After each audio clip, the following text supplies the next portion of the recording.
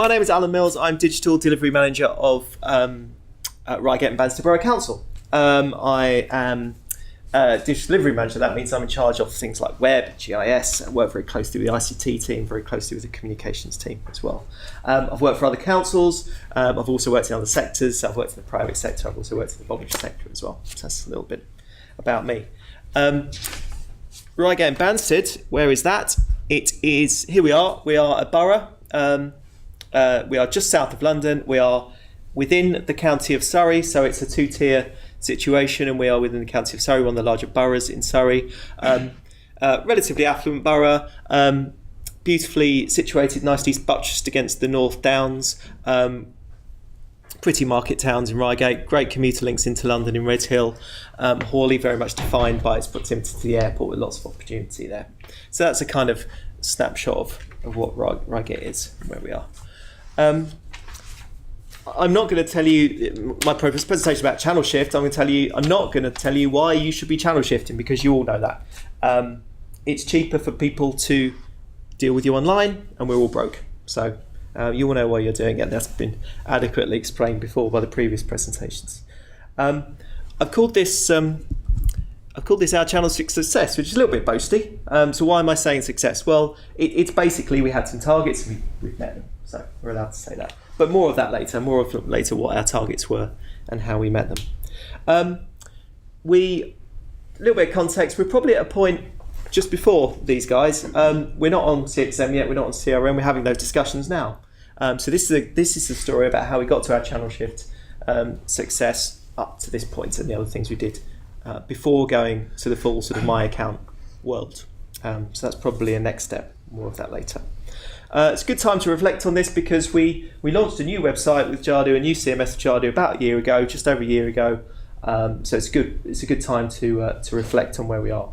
We had a lot of these processes on our site. We had inbuilt systems, the systems that we built ourselves, systems that we bought from other people. So a lot of these transactions were available online. But it wasn't necessarily the case that people knew where they were, could find them and use them. So that was our starting point. So we weren't starting from a situation where we didn't have a lot of these processes. I'm going to talk you through the process that we went through to achieve this channel shift. And I think the first important point, which has been mentioned before, is the idea of corporate buy-in. We could only do this because we worked across different departments. We needed the customer contact team to be on board.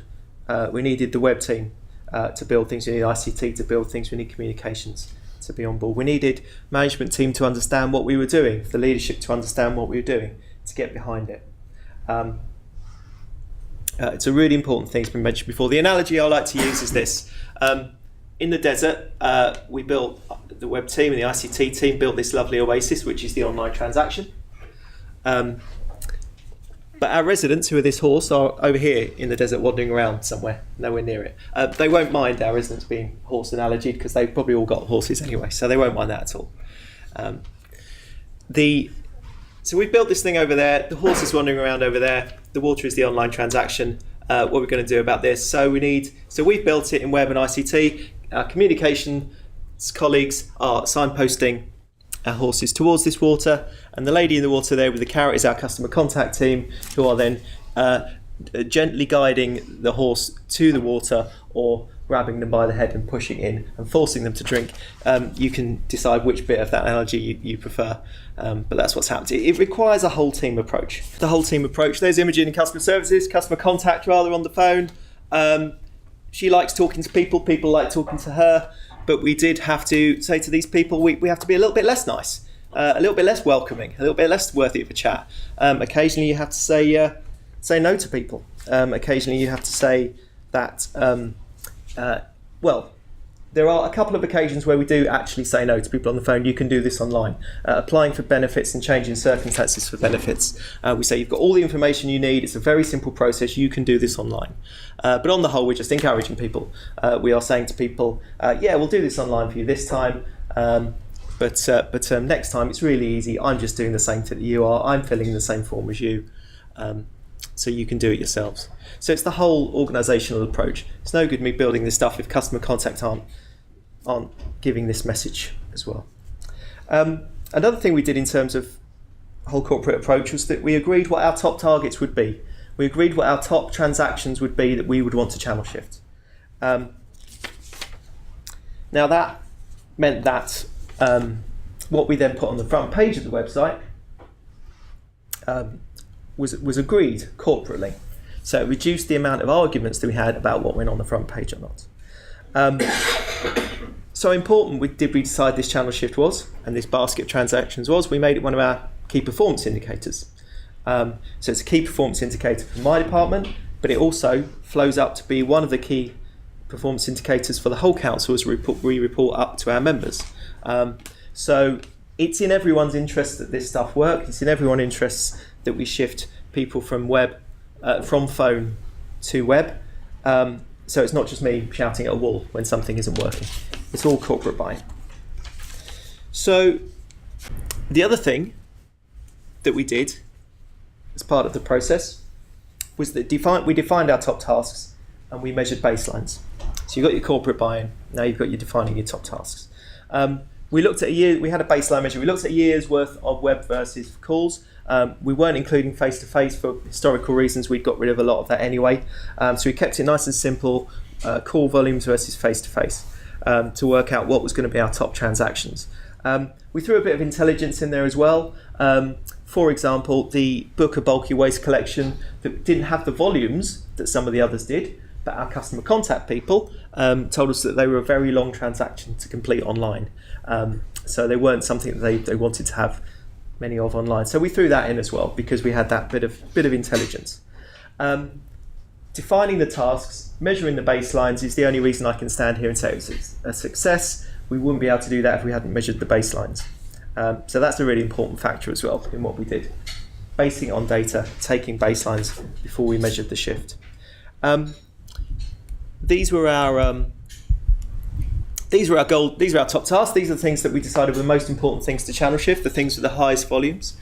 There's 2 slides worth. There's a bunch of about a dozen there. If you work for a council, you probably recognise a lot of these, and they're probably things that are your top tasks as well. Notably, news isn't one of those top tasks. We did feature a lot of news on the homepage previously. We have very clever comms people who have other ways of getting our messages out: Facebook, Twitter, hard copy publications, press releases, face-to-face events, all sorts of other channels. And we consciously took a decision to make the website something that was a transactional thing, and that there would be other channels for news. And the volumes that the news was getting wasn't sufficient to get it in as a top task. Also noticed I've called them gold top tasks. We went through silver and bronze as well, going down and down the list. But we decided that we would only try and get our gold top tasks working beautifully and brilliantly by the time we launched our new website in order to realise the benefits. Rather than building the thing for another year as well to get everything beautiful, we took the approach that we would grab the main things, get them right before going live. The third part of what we did, corporate buy-in, defining your tasks based on data, and this is where Jadu come in, is that we were on a different CMS, so we got Jadu CMS in, we got Jadu to help us with the new design as well, and we really went for task-focused design. Task-focused and responsive and a better CMS. So the old site looks a bit like this, quite newsy, very little task, lots of navigation, quite newsy, quite probably what an awful lot of council sites look like at the time. And we went for quite a radical change with the help of Jadu. Nice big blue buttons, all very obvious. That's the top of the site. You can all flick around if you've got your device with you and see it for yourselves. Very clear, very stripped back, very transactional. There are our top tasks. And if you need to go down another level, if you click on payments, you get a very specific selection of a couple of top tasks in there. So incredibly straightforward and easy to use.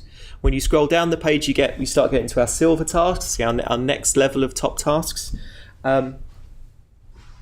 Interesting to note here is this little anomaly there.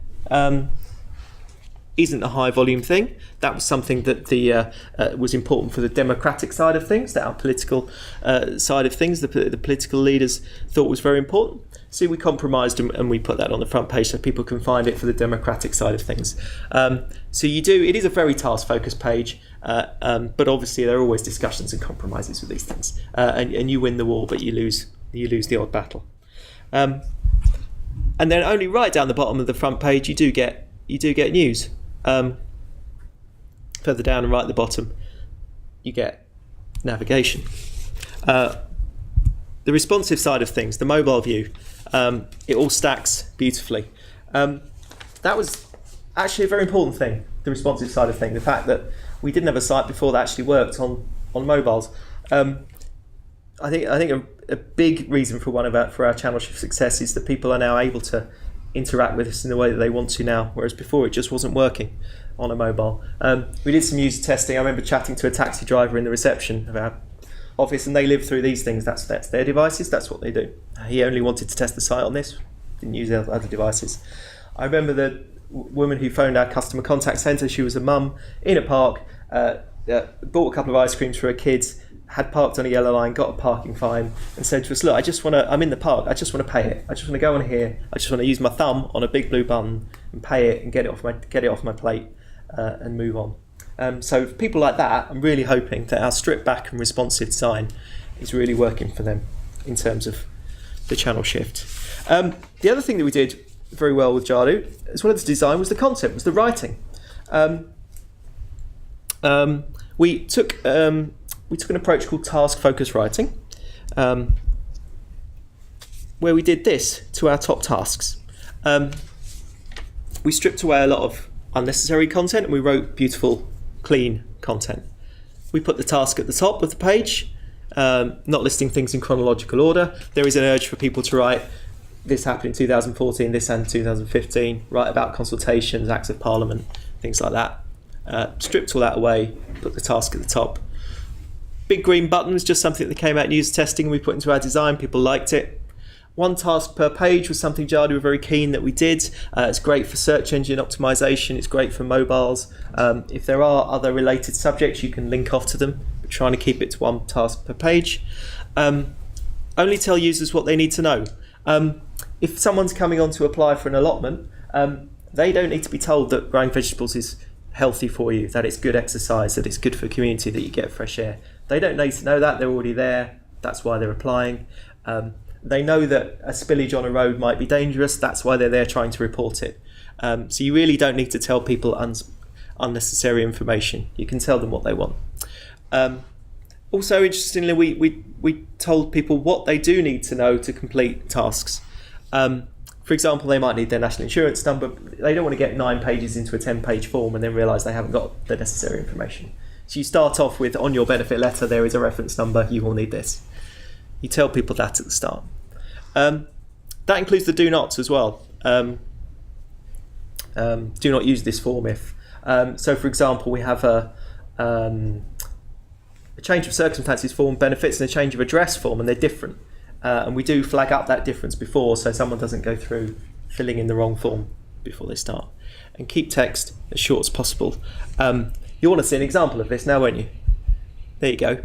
There's barely anything on this page. This is change of circumstance for council tax. There's barely any content there, but it absolutely does the job. You should have seen this page before. Reams and reams of content. Loads and loads of stuff. Our parking appeals page before went on for days. Every conceivable eventuality why you might appeal. We asked the service to tell us what the main reasons were people might want to change their circumstance, and it's this change of name or marital status. There are all sorts of reasons they might want to, but they're the main ones. I'm a big believer that if you list 11 bullet points, people won't read it and they'll phone you up. If you list 3 bullet points, they will read it.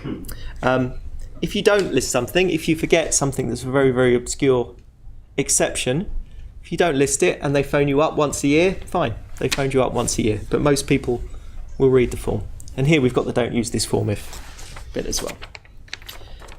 Good. So that's what we did.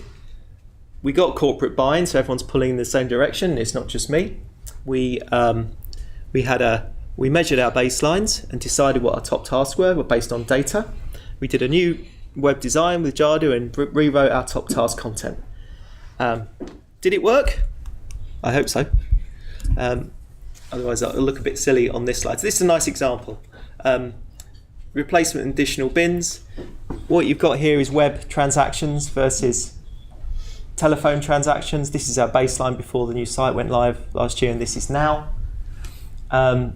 It's an enormous shift, 40% shift to web, by putting it on the front page and making it easy to use. So that's very pleasing. Some of the other nice things that happened. Parking appeals was very low to start with, a very low baseline, but even so, a 40% shift is very noticeable.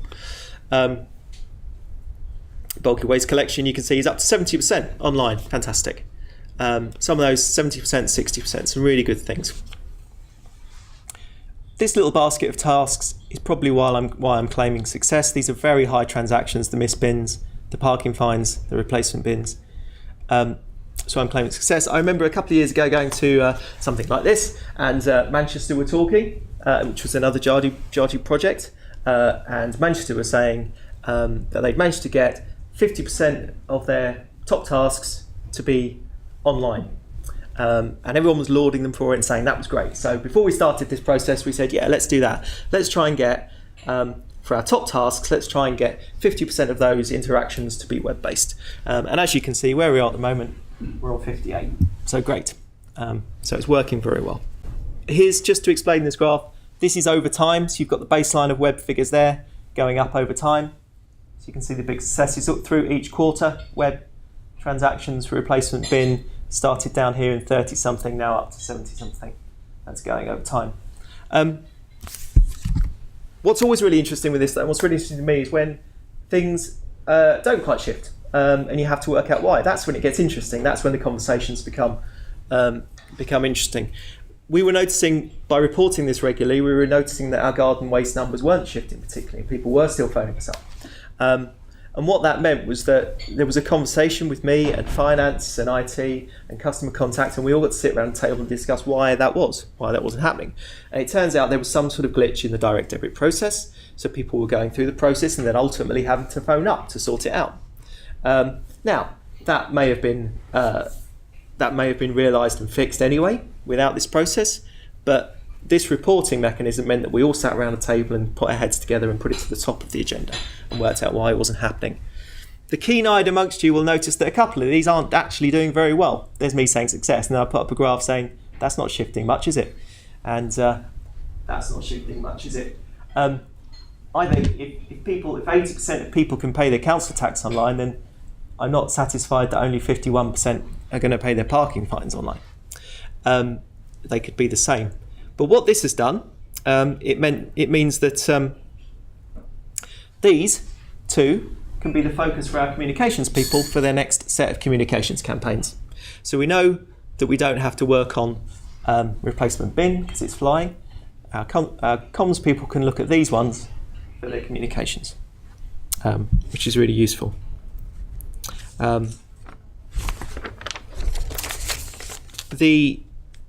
The lessons learned, or what we could have done better, is always an interesting conversation.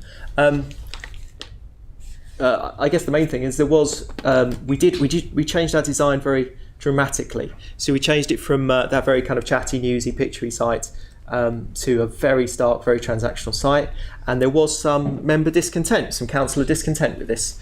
It was quite a big change, and there was some pushback from the members on this. The lesson, I guess, is the same with any project. It's about engaging key stakeholders early on in a process so that they own a process and they're part of it. That's probably the lesson there. What we've actually done is, a year on, we've kind of agreed, and we're working with Spacecraft again to put a little bit more promotional content up the top of the site so we can have our transactions and some promotional messages as well at the top of the site.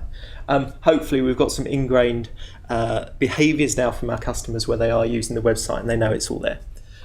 So hopefully that won't damage our channel shift too much.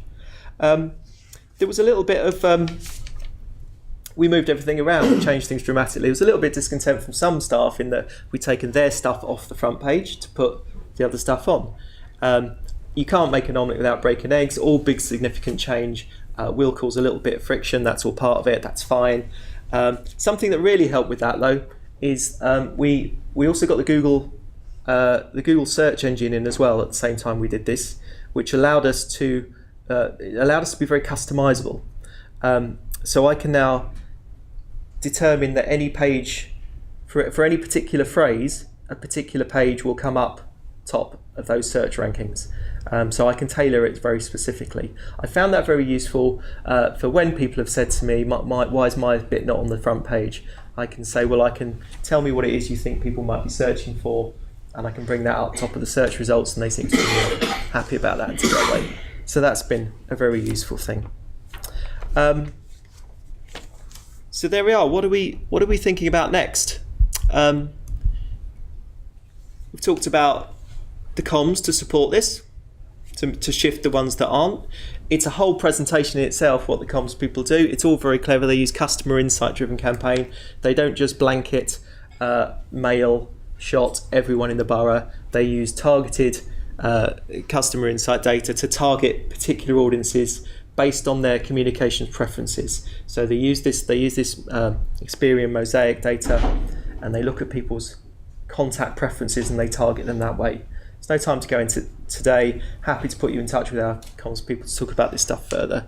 But it does mean that instead of spending lots of money mail shotting everyone, they do things. They know which type of people, for example, prefer Facebook advertising, and they target them through that much more efficiently and much more successfully.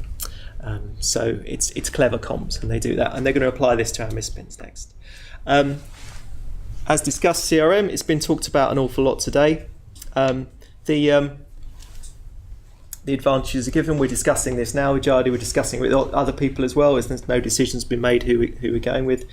But yeah, the My Account functionality, we can see that can bring extra channel shift, as discussed earlier. The idea of better data, having a single golden thread of data across all the different silos of data at the back end, is very appealing. The better marketing opportunities from being able to cross-sell and having all that data is very appealing. And then, yeah, the quick process for building forms and integrations, the non-technical form building and process building is very appealing. So we can get more done.